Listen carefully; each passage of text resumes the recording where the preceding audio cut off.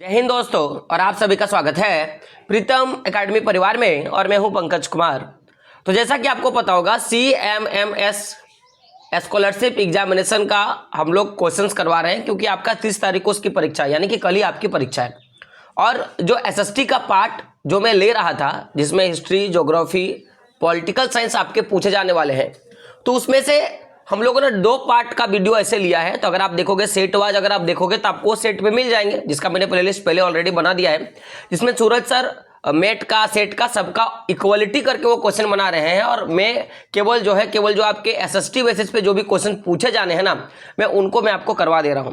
तो अभी तक हम लोगों ने टोटल 78 प्रश्नों पे बात कर लिया था, और आज 78 प्रश्नों के आगे हम लोग बात करेंगे। तो देख सकते हो, सबसे पहला प्रश्न है आपका कि भारत में पहला चाय बागान कहाँ लगाया गया था। तो ये जो चाय बागान था वो असम में लगाया गया था। चलिए, एक प्रश्न है आप लोगों के लिए। मैं हर एक प्रश्न में अगर संभव रहेगा तो मैं आपके लिए वो प्रश्न करूंगा। आप ही बताओ कि जब भारत में पहला चाय बागान लगा वो कब लगा। सबसे पहले आपको टाइम बताना है, और साथ ही साथ बताना है कि वो जो चाय कंपनी है, उस चाय कंपनी का नाम क्या था, आपको कमेंट बॉक्स में बता देना है। आगे बढ़ते हैं। अगला प्रश्न है आपका, देख सकते हो कि रैयतवाड़ी व्यवस्था को लागू करने का श्रेय किसे जाता है। ये जो रैयतवाड़ी व्यवस्था है उसको किसने लागू किया था। तो रखिएगा, टॉमस मुनरो करके एक व्यक्ति था, इसने रैयतवाड़ी व्यवस्था सबसे पहले लागू किया था। आगे बढ़ते हैं। अगला प्रश्न है आपका, महात्मा गांधी ने 1917 में बिहार में एक आंदोलन की शुरुआत की, वह कौन सा स्थान था।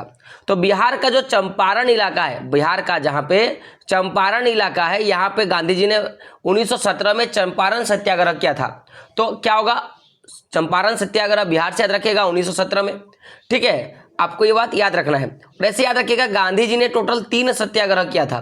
तो उसमें से एक क्या था, चंपारण, दूसरा क्या था आपका अहमदाबाद में, गुजरात के खेड़ा जिला में, और तीसरा आपका क्या था, अहमदाबाद के सूती वस्त्र मिल में। तो ये बात आपको याद रखना है।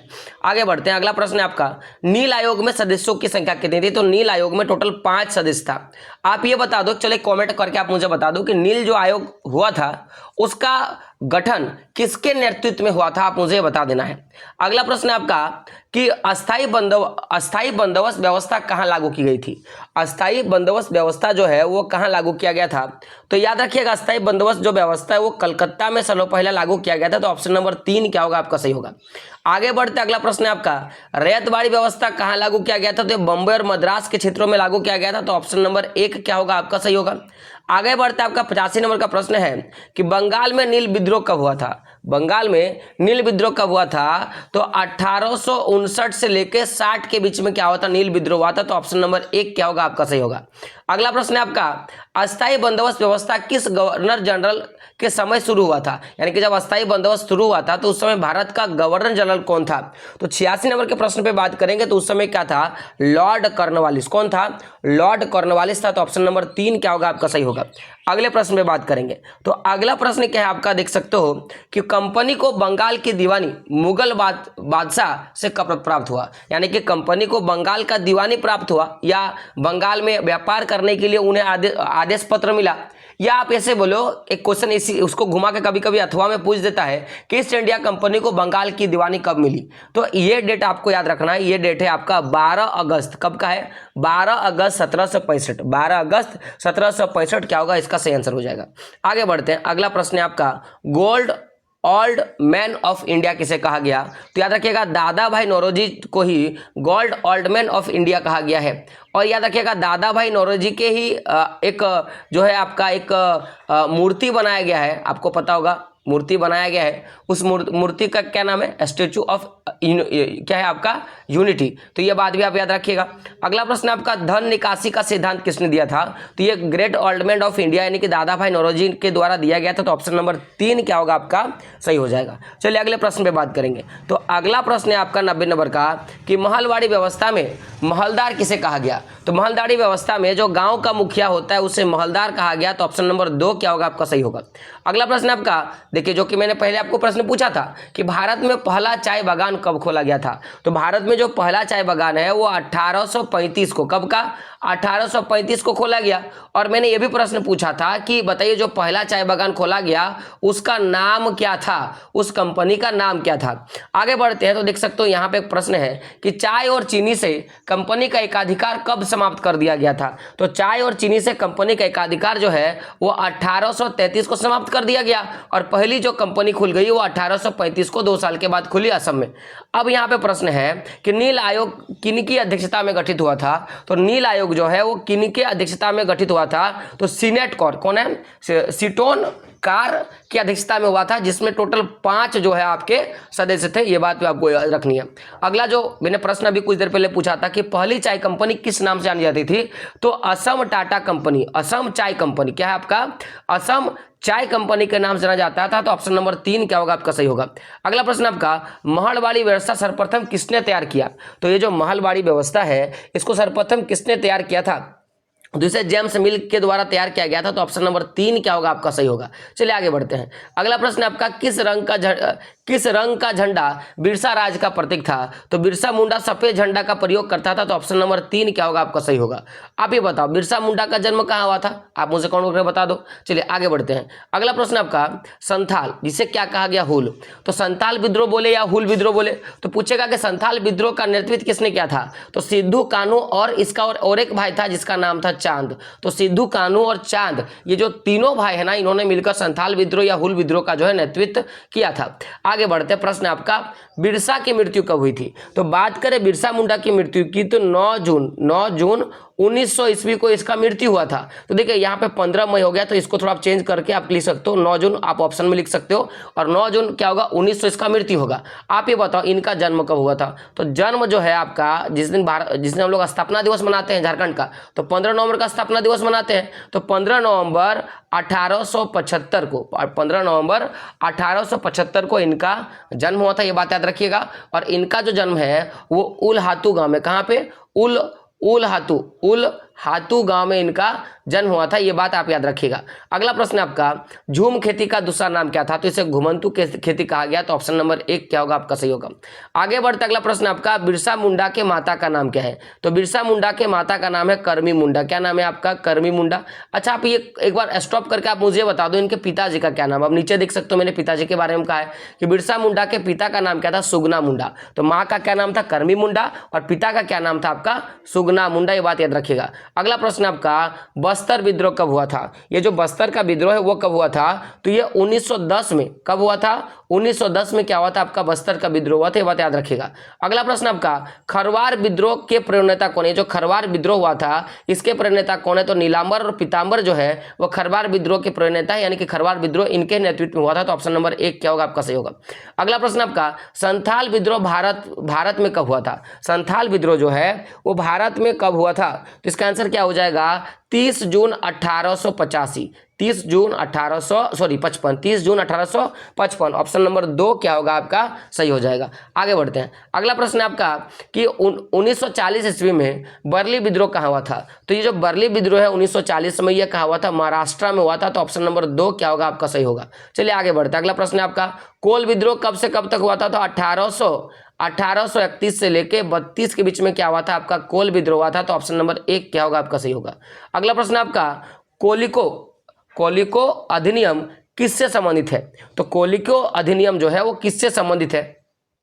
तो इसका आंसर क्या होगा सूती कपड़े के छीट। तो इसके लिए जो है आपका कोलिको अधिनियम जो है लागू किया गया था। अगला प्रश्न में बात करेंगे। प्रश्न आपका स्पिनिंग जेनी क्या है। तो एक मशीन था, आपको मैं बता दूं तो ये क्या था, परंपरागत तकलियों के उत्पादन बढ़ाने वाली मशीन थी। यह तकलिया क्या होता है, देखो एक होता है क्या होता है सूत समझते हो ना, सूत मन होता है सूता, तो सूता काटने वाली मशीन थी। तो यानी कि पता होगा कि सबसे पहले जो रुई से सूता बनाने की जो प्रोसेस होती है तो वो स्पिनिंग जेनिंग मशीन से होता है।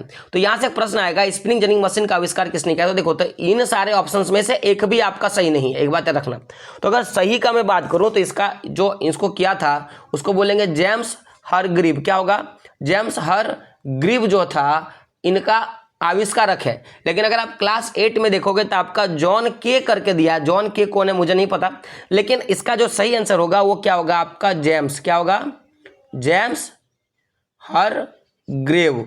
ये बात याद रखिएगा, इसका जो आविष्कारक है वो जेम्स हरग्रीव है। लेकिन अगर आपके एग्जाम में अगर ये वाला आता है और अगर जॉन के रहता है ऑप्शन में तो जॉन के मारिएगा, और अगर जेम्स हरग्रेव रहता है तो आपको जॉन्स हरग्रेव ही मार के आना है। एक बात याद रखिएगा, जेम्स हरग्रेव ही मार के आना है, ये बात याद रखिएगा। अगला प्रश्न है आपका कि भारत में पहली सूती कपड़ा मिल 1854 में किस जगह स्थापित की गई थी? भारत में पहले कपड़ा मिल जो है 1854 में स्थापित किया गया। देखिए प्रश्न भी पूछेगा कि भारत में पहली सूती कपड़ा मिल कब स्थापित किया गया था? 1854 में। किस जगह? तो ये बंबई में हुआ था। तो ऑप्शन नंबर 1 क्या करना है आपको याद रखना है। अगला प्रश्न बात करेंगे। देखिए प्रश्न है आपका भारी अभियंत्रण संयंत्र, इसको बोलेंगे HEC, भारी अभियंत्रण संयंत्र, तो यह स्थापना कब हुई थी? तो ये जो आपका HEC है इसका स्थापना कब हुआ था? तो इसका स्थापना हुआ था आपका 1930 में। अच्छा ये कहाँ हुआ था? तो याद रखिएगा ये रांची में इसका स्थापना हुआ था। कहाँ पे? रांची में, ठीक है। Heavy electronic corporation, heavy electronic corporation इसका फुल फॉर्म होता है, अभियंत्रण संयंत्र, ठीक है। अब आगे बढ़ते हैं। अगला प्रश्न है आपका अगला एक प्रश्न है आपका, मैं प्रश्न में बात करूंगा कि 1931 ईस्वी में भारतीय राष्ट्र कांग्रेस के तिरंगे झंडे के बीच वाली पट्टी में किसको जगह दिया गया था? तो चरखा को जगह दिया गया था। किसको जगह दिया? चरखा को जगह दिया था। चलिए यहाँ से मैं एक प्रश्न आपको पूछूंगा। एक तो होता है आपका HEC, एक होता है टिस्को। क्या होता है वो? एक टिस्को। तो आप बताओ टिस्को का स्थापना कब हुआ था? HEC का तो स्थापना 1930 में हुआ। कहाँ? रांची में हुआ। आप मुझे बता दो टिस्को का स्थापना कहाँ हुआ था, मुझे बता दो। अगला प्रश्न आपका कि सूरत बंदरगाह किस राज्य में स्थित है? गुजरात में स्थित है। आप ही बताओ। तो ये प्रश्न फिर भी पूछा गया है कि सूरत का बंदरगाह किस तट पे है? तो ये पश्चिमी तट पे क्या है? सूरत का बंदरगाह स्थित है। ये बात याद रखिएगा क्योंकि पश्चिम की तरफ ही है ना ये सर।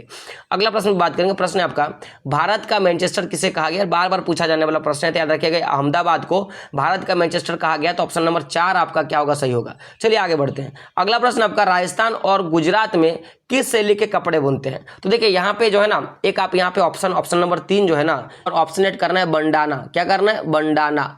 तो देखिए अगर राजस्थान और गुजरात में किस शैली के कपड़े बुनते हैं तो देखो ऑप्शन 3 में एक ऑप्शनेट करना बंडाना, और बंडाना जो है आपका सही होगा। तो राजस्थान और गुजरात में बंडाना शैली के कपड़े जो है बुने जाते हैं। अगला प्रश्न आपका टीपू सुल्तान की तलवार किस स्टील से बनी थी? तो रखिएगा स्टील से बनी थी।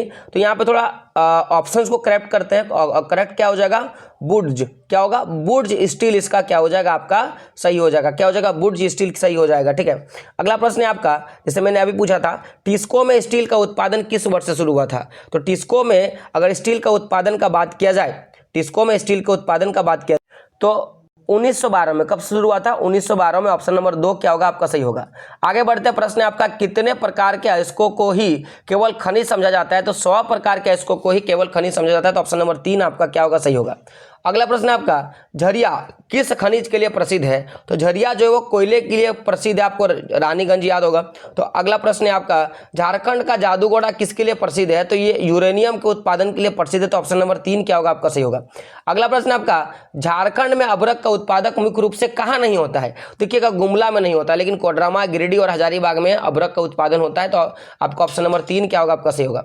अगला प्रश्न आपका भारत में सोने का निक्षेप किस राज्य में पाया गया है? तो आपने पढ़ा होगा KGF, ठीक है, कोलार गोल्ड माइन। ये कहाँ का कहानी था? ये कर्नाटक का कहानी था, आपने याद होगा। तो ऑप्शन नंबर 2 क्या होगा? आपका सही होगा। अगला प्रश्न है आपका देख सकते हो बॉक्साइट उत्पादन में भारत में झारखंड का कौन सा स्थान है? तो पहला, याद रखिएगा, ठीक है ना। बॉक्साइट उत्पादन में भारत में झारखंड का कौन सा स्थान है? तो पहला। भारत में जितने भी राज्य हैं उनमें सबसे ज्यादा जो बॉक्साइट का उत्पादन कौन करके देता है? तो झारखंड करके देता है। ये बात याद रखिएगा। अगला प्रश्न है आपका विश्व का सबसे बड़ा बॉक्साइट उत्पादक देश कौन सा है? अगर बात किया जाए विश्व का सबसे बड़ा बॉक्साइट उत्पादक देश कौन सा है? तो क्या होगा? आपका ऑस्ट्रेलिया। ऑप्शन नंबर 2 क्या होगा? आपका सही होगा। चलिए आगे बढ़ते हैं। अगला प्रश्न है आपका विश्व में लौह अयस्क का उत्पादक देश कौन सा है? सबसे ज्यादा जो है लौह अयस्क का उत्पादन कौन करता है? तो ब्राजील करता है। ऑप्शन नंबर 2 क्या होगा? आपका सही होगा। चलिए आगे बढ़ते हैं। अगला प्रश्न है आपका विश्व का सबसे बड़ा अभ्रक उत्पादक देश कौन सा है? विश्व का सबसे बड़ा अभ्रक उत्पादक देश कौन सा है? तो भारत। देखिए आपके बुक में भारत दिया होगा, लेकिन वर्तमान समय में बात किया जाए तो वर्तमान समय में आपका चीन जो होगा आपका सही आंसर होगा, लेकिन आपको बुक के अकॉर्डिंग चलना है तो आपको भारत ही मार के आना है। अगला प्रश्न में बात करेंगे 129 नंबर का प्रश्न है कि किस खनिज को काला सोना कहा गया है? तो पेट्रोलियम को काला सोना कहा गया। याद रखिएगा काला सोना कहा गया है पेट्रोलियम को। और अगर बात करेंगे काला हीरा, तो काला हीरा क्या हो जाएगा, कोयला को बोलेंगे, ये बात याद रखिएगा। अगला प्रश्न है आपका, झारखंड में अबरक उत्पादन कहाँ होता है? ऑप्शंस क्या, कोडरमा, रांची, पलामू और दुमका। तो आपको पता होगा कि झारखंड में कोडरमा में जो है आपका अबरक का उत्पादन होता है, तो ऑप्शन नंबर 1 क्या होगा आपका, सही होगा। तो इस तरह से कुल मिला के 130 प्रश्नों को हम लोगों ने सॉल्व कर लिया। अब बाकी और कुछ सारे प्रश्न बचे हैं जो मैं कोशिश करूंगा कि आज और कल आपके एग्जाम से पहले मैं करवा दूंगा, ताकि आपका एग्जाम बहुत अच्छा जाएगा और आप अच्छा मार्क्स लेकर आओगे। तो मिलते हैं दोस्तों अगले वीडियो में, तब तक के लिए जय हिंद, जय भारत और आपका दिन शुभ हो।